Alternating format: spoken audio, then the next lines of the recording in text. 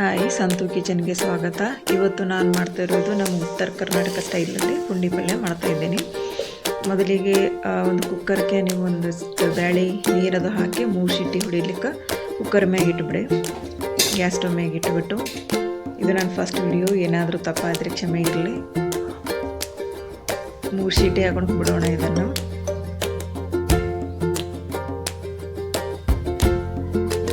ಆಮೇಲೆ ನಾನು ಪುಂಡಿ ಪಲ್ಯ ತೊಗೊಂಡಿನಿ, ಒಂದು ಕಟ್ ಪುಂಡಿ ಪಲ್ಯ ತೊಗೊಂಡಿನಿ. ನಾನು ಮಾಡ್ತಿದ್ದವ್ರು ಅದನ್ನೇ. ಈಗ ಅದನ್ನು ಕಟ್ ಮಾಡ್ತಾ ಇದ್ದೀನಿ ಸ್ವಲ್ಪನೇ. ಪೂರ ಬಾರೀಕಾಗಿ ಕಟ್ ಮಾಡಬಾರ್ದು, ಸ್ವಲ್ಪ ದರಿಯಾಗಿ ಇರಬೇಕು. ಇದನ್ನು ಕಟ್ ಮಾಡಿ ನಾನು ಒಂದು ಪ್ಲೇಟ್ನಲ್ಲಿ ಹಾಕೊಂಡು ಬಿಡ್ತೀನಿ.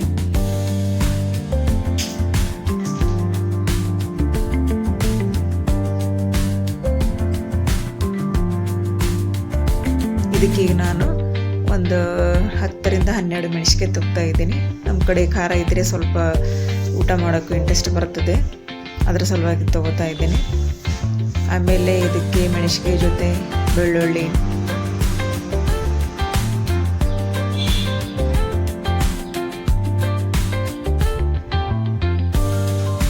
ಒಂದು 5ರಿಂದ 6 ಬೆಳ್ಳುಳ್ಳಿ ತಗೋಬೋದು.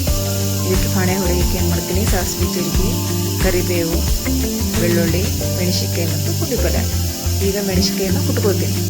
ಇದಕ್ಕೆ ಮಿಕ್ಸಿ ಹಾಕಬಾರ್ದು, ಕಲ್ಬತ್ತು ಅಥವಾ ಸ್ಟೀಲಲ್ಲಿ ಯಾವುದರಲ್ಲಿ ಕುಟ್ಕೊಂಡು ಆಮೇಲೆ ಒಂದು ಕಡಾಯಿ ಇಡಬೇಕು. ಅದು ಗರಂ ಹಾಲಕ್ಕೆ ಬಿಡಬೇಕು. 1-2 ಸ್ಪೂನಷ್ಟು ಎಣ್ಣೆ ಹಾಕಬೇಕು.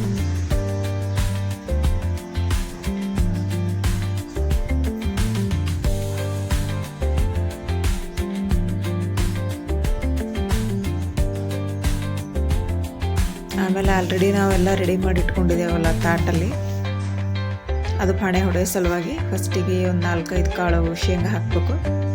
ಎಣ್ಣೆ ಗರಂ ಆದ ತಕ್ಷಣ ಅದಕ್ಕೆ ಚಮಚ ತೊಂದು ಅಲ್ಲಾಡಿಸ್ಕೊತಿರ್ಬೇಕು.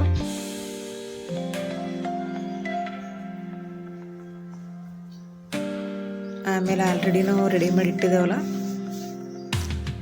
ಸಾಸಿವೆ, ಜೀರಿಗೆ, ಫಸ್ಟಿಗೆ ಸಾಸಿವೆ ಜೀರಿಗೆ ಹಾಕಬೇಕು. ಆಮೇಲೆ ಕರಿಬೇವು, ಬೆಳ್ಳುಳ್ಳಿ, ಮೆಣಸಿನ್ಕಾಯಿ ಕುಟ್ಟಿರೋದು ಎಲ್ಲ ಚೆನ್ನಾಗಿ ಅಳಗಡಿಸ್ಬೇಕು. ಎಲ್ಲ ಕಡೆಗೆ ಅಲ್ಲಾಡಿದ ತಕ್ಷಣ ನಾವೇ ಹೆಚ್ಚಿಟ್ಟು ಪುಂಡಿ ಪಲ್ಯ ಏನು ಮಾಡಬೇಕು, ಅದನ್ನು ಅದರೊಳಗೆ ಮಿಕ್ಸ್ ಮಾಡಬೇಕು. ಗ್ಯಾಸ್ ಸ್ಟವ್ ಸ್ವಲ್ಪ ಸಿಮ್ ಇಡಬೇಕು. ಆಮೇಲೆ ಪೂರ ಹುರಿಬೇಕು. ಅದು ಮೆತ್ತಗಾಗುತ್ತಾನ ಹುರಿಬಿಟ್ಟು ನಾವು ಆಲ್ರೆಡಿ ರೆಡಿ ಮಾಡಿಟ್ಟಿರ್ತೀವಲ್ಲ ಬೇಳೆ, ಅದು ಸೈಡಿಗೆ ಇಟ್ಟಿದ್ದೆವು. ಫಸ್ಟಿಗೆ ಎಲ್ಲ ಬೇಳೆ ಗಿಡ ಎಲ್ಲ ಹಾಕಬಾರ್ದು. ಈ ಥರ ಅಲ್ಲಾಡಿಸಿ ಪೂರ ಎಲ್ಲ ಮಿಕ್ಸ್ ಆದ ತಕ್ಷಣ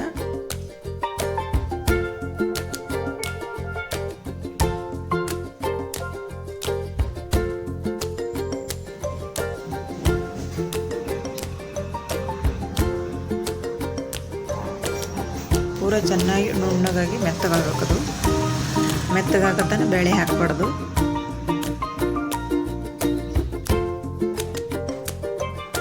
ಸ್ವಲ್ಪ ಹೊತ್ತು ಮುಚ್ಚಿಡಬೇಕು, ಯಾಕಂದ್ರೆ ಅದು ಹಸಿ ವಾಸನೆ ಎಲ್ಲ ಮೆಣಸಿನ್ಕಾಯ್ದು ಎಲ್ಲ ಹೋಗಿಬಿಡ್ತದೆ. ಆಮೇಲೆ ನಾವು ಆಲ್ರೆಡಿ ಮೆಣಸಿನ್ಕಾಯಿ ಎಲ್ಲ ಹಾಕ್ಕೊಂಡಿದ್ವಿ. ಅದು ಸ್ವಲ್ಪ ಅರಿಶಿಣ, ಉಪ್ಪು ಹಾಕ್ಕೊಂಡು ಮತ್ತೆ ಚೆನ್ನಾಗಿ ನುಣ್ಣು ಮಾಡಿ ಅದಕ್ಕೆ ಮಾಡಿಟ್ಕೊಂಡು ಬೇಳೆ ಹಾಕಿಬಿಡ್ಬೇಕು. ಪೂರ ಎಲ್ಲ ಬೇಳೆ ಹಾಕ್ಕೊಂಡ್ಬಿಟ್ಟು ಎಲ್ಲ ಮಿಕ್ಸ್ ಮಾಡಿ ಚೆನ್ನಾಗಿ ಅಳ್ಳಾಡಿಸ್ಬೇಕು. ಪೂರ ಎಲ್ಲ ಮತ್ತು ಪುಂಡಿ ಪಲ್ಯ ಮತ್ತು ಬೇಳೆ ಎಲ್ಲ ಮಿಕ್ಸ್ ಆಗುತ್ತಲ್ಲ,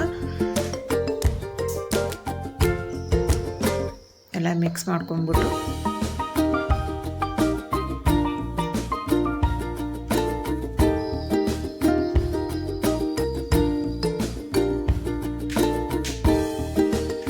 ಬಿಟ್ಬಿಡ್ಬೇಕು. ಒಂದು 2ರಿಂದ 3 ನಿಮಿಷ ಬಿಟ್ಬಿಡ್ಬೇಕು. ಬಿಟ್ಟ ತಕ್ಷಣ ನಮ್ಮದು ಪುಂಡಿ ಪಲ್ಯ ರೆಡಿಯಾಗಿರ್ತದೆ. ಸ್ವಲ್ಪ ಅಲ್ಲಾಡಿಸ್ಬೇಕು. ಇದು ಚಪಾತಿ ಜೊತೆ, ರೊಟ್ಟಿ ಜೊತೆ, ಅನ್ನದ ಜೊತೆ, ನಮ್ಮ ಕಡೆ ತಾಟ್ ಚಪಾತಿ ಅಂತ ಮಾಡ್ತಾರೆ, ಅದ್ರ ಜೊತೆ ಚೆನ್ನಾಗಿರ್ತದೆ. ಮದುವೆ ಕಾರಣಗಳಲ್ಲಿ ಕೂಡ ಇದೇ ಥರ ನಮ್ಮ ಕಡೆ ಪುಂಡಿ ಪಲ್ಯ, ಬದ್ನಿಕಾಯಿ ಪಲ್ಯ, ಆಲೂಗಡ್ಡೆ ಪಲ್ಯ ಇದೇ ರೀತಿ ಮಾಡ್ತಿರ್ತಾರೆ. ಕಟ್ಟಿ ರೊಟ್ಟಿ, ಸಜ್ಜಿ ರೊಟ್ಟಿ ಎಲ್ಲದಕ್ಕೂ ಸೂಪರಾಗಿರ್ತದೆ. Thank you.